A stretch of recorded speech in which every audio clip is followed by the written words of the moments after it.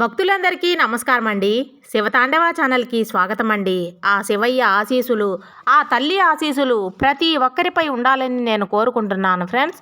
ఇక ఈరోజు వీడియోలో మన దుర్గమ్మ మన కోసం అందించే సందేశం ఏమిటంటే, ఈ వీడియో మీరు ఫస్ట్ టైం చూస్తుంటే ప్లీజ్ లైక్ చేయండి, షేర్ చేయండి, సబ్స్క్రైబ్ చేయండి ఫ్రెండ్స్. మన దుర్గమ్మ మన కోసం అందించే సందేశం ఏమిటంటే, తల్లి మర్చిపోలేదే అంటే ఇప్పుడే విను. మెరుపు వేగంతో నీకు ఒక అద్భుతాన్ని ఈ తల్లి నీకు చూపిస్తాను. నీ కష్టాల వల్ల, దుఃఖాల వల్ల నువ్వు నన్ను పూర్తిగా మర్చిపోయావు. అవును కదా, కష్ట విషయాల్లో ఈ అమ్మ నిన్ను నేను గుర్తుపెట్టుకుంటున్నాను. నీకు కష్టం వచ్చినప్పుడే నాకు ఎక్కువ దగ్గర కావాలి. నిన్ను బాధ పెట్టాలని నేను ఏమీ చేయను. ఎప్పుడూ కూడా నీకు మంచే తలుస్తానని తెలుసు కదా. అలాంటప్పుడు ఈ అమ్మకు నువ్వు దూరంగా ఎందుకున్నావు? ఎందుకు మరిచిపోతున్నావు బిడ్డ? నీ కష్టాలన్నీ కూడా తీర్చే బాధ్యత ఈ తల్లిది. నన్ను ఎప్పుడైతే భావించి నా భక్తులందరికీ నేను వరాలనే అందిస్తాను, కష్టాలను తీరుస్తాను. నీకు ఇప్పుడు కష్టకాలాన్ని తప్పించేది కూడా నేనే తల్లి. అలాంటి నీ బాధలను, కష్టాలను, వాటిలో మునిగిపోయి ఉన్న నిన్ను పైకి తీసుకురాకుండా ఎలా ఉంటాను చెప్పు? వీటిలో మునిగి ఈ అమ్మని మర్చిపోతే ఎలా? ఖచ్చితంగా ఈ తల్లిని కష్టాలలోనే గుర్తుపెట్టుకో. అప్పుడే కదా నీకు అండగా ఉండేది. నువ్వు ఏదీ కూడా దాచుకోకుండా, ఎంతలే అనుకోకుండా ఈ అమ్మ చెప్పేది విను. కావాలనే నన్ను మర్చిపోలేదు అని నాకు తెలుసు. నన్ను పూజించడం మరువలేదు అని కూడా నాకు తెలుసు. అంటే నీకున్న కష్టకాలం వల్ల, కొన్ని మన కష్టం వల్ల, ఆ ప్రభావం వల్ల ఇవంతా జరిగింది. ఏది జరగాలని ఆలోచించకుండా ఈ అమ్మ చెప్పిన మాట విని నువ్వు ప్రవర్తించు. అంతా నీకు మంచే జరుగుతుంది అని నమ్ము. నీకు మెరుపు వేగంలో నీ జీవితాన్ని మార్పు తెస్తాను. నీ అమ్మ నీ అన్నింటికీ సరిచేస్తాను. ఈ దుర్గమ్మ తల్లి నమ్ముకున్నప్పుడు ఎప్పుడూ కూడా చేయి వదలనని తెలుసు కదా. మెరుపు వేగంతో నీ జీవితంలో జరగబోయే మార్పును నువ్వే చూడు. నిజంగా నువ్వు కష్టపడేందుకే కారణం నీ మనసు తలుచుకుంటే నీ మనసులో ఉన్న చెడు విషయాలను తీసివేసి మంచి అనుకూలంగా ఆలోచించగలవు. కానీ నువ్వు మాత్రం నీ మనసుని నీ కట్టుబాటులో ఉంచుకోకుండా ఉన్నావు. నీ శత్రువుల వల్ల నీకు ఏర్పడే దుఃఖాలు అవన్నీ కూడా ముంచుకొస్తున్నాయి. నువ్వు వారు చేసే ద్రోహాల వల్ల, వారు చేసే బాధపడుతుంది నీ మనసులోని ఆలోచనల వల్ల. కానీ నువ్వు తట్టుకోలేని దుఃఖాన్ని అనుభవిస్తామని ఈ అమ్మకు అర్థమైంది తల్లి. నీ మనసు ఏం ఆలోచించాలి అన్నది నా కట్టుబాటులో ఉంచుకుంటాను.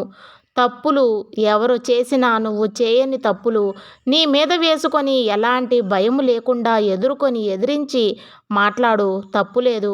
కొన్నిసార్లు నువ్వు తీసుకునే నిర్ణయాలు, నువ్వు ఆలోచించే విధానం మంచిగానే ఉంటుంది తల్లి. నీకు బాధలు ఏర్పడుతున్నాయి, కోపం ఎక్కువగా వస్తుంది బిడ్డ. అంటే నువ్వు ఆ కోపాన్ని అదుపులో చేసుకోవాలి. నీ కోపాన్ని అదుపులో చేసుకుంటే నీ యొక్క సమస్యలు తానుగా తరిగిపోతాయి. అర్థం చేసుకోవా. మాటల్ని ఉపయోగించి ఒకరిని ద్వేషించేలా మాట్లాడవచ్చు, కానీ ప్రేమ, అభిమానం అనే వాటితో నీ జీవితం మారిపోతుంది అని గుర్తుంచుకో. ఎలాంటి కారణాల వల్లైనా ఇతరులను బాధపడేలా మాట్లాడవద్దు. ఎప్పుడూ కూడా ప్రశాంతంగా, నిదానంగా ఉన్నావంటే నువ్వు చేసే పనికి, నీ కష్టానికి తగ్గ ప్రతిఫలం దానంగానే వస్తుంది. అలా వచ్చిన దాన్ని గొప్పగా కూడా ఉంటుంది. నీకు సంతోషాన్ని తెచ్చిపెడుతుంది. ఆ నిరంతర సంతోషము ఉంటుంది. నువ్వు తెలియక చేసిన తప్పులకు దిగులు అనేది పడవద్దు. అలాంటి తప్పులు నిన్ను మన్నించి నీకు ఆశీర్వాదం ఇవ్వడానికి ఈ దుర్గమ్మ ఎప్పుడూ నీకు ముందు ఆశీర్వాదం ఇస్తాను. ఎవరి తప్పునైనా నువ్వు ఎదిరించి ఖండించే అర్హత లేదు.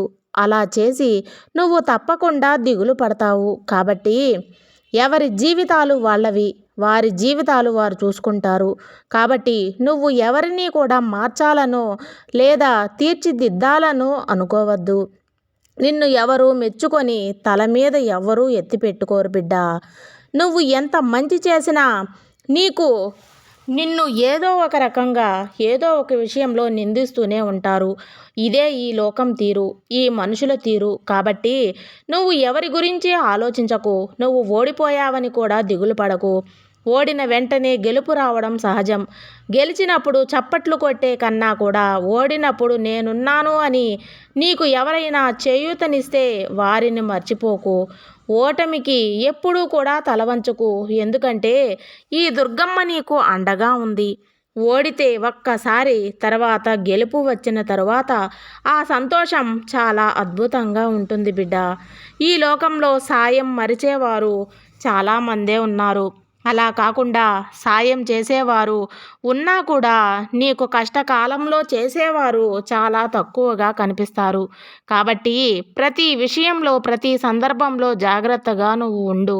నువ్వు ఏదైనా సరే తనక మాలిన ధర్మం వద్దంటూ నువ్వు కొంచెం జాగ్రత్త పరుచుకొని రేపు అన్న విషయానికి కొరత లేకుండా ఉంచుకో. నువ్వు ఓడిన ప్రతి విషయం ఎవరికీ చెప్పొద్దు. భయపడి భయపడి ఉంటే ఎవరూ మెచ్చుకోరు. అందరూ నిన్ను తక్కువగా హేళన చేస్తున్నారు. కాబట్టి ఎదురు చూడకు బిడ్డ. ఒక పరిమితి పెట్టుకుంటే నీకే మంచిది. అన్నింటినీ నువ్వే సాల్వ్ చేసుకుంటావు. ప్రతి సమస్యను నువ్వే సరిదిద్దుకోవాలి. కాబట్టి ఈ దుర్గమ్మ తల్లి చెప్పినట్లుగా అన్నీ అర్థం చేసుకొని ముందుకు నడువు. దేన్ని కూడా మరువద్దు. తల్లి, నీకు ఏం కావాలి అని నువ్వు మనసులో కోరుకుంటావో అది తప్పకుండా నీకు అందిస్తాను. నువ్వు కోరింది నీ చేతికి రావాలని ఈ దుర్గమ్మ ఆశీర్వాదం ఇస్తుంది.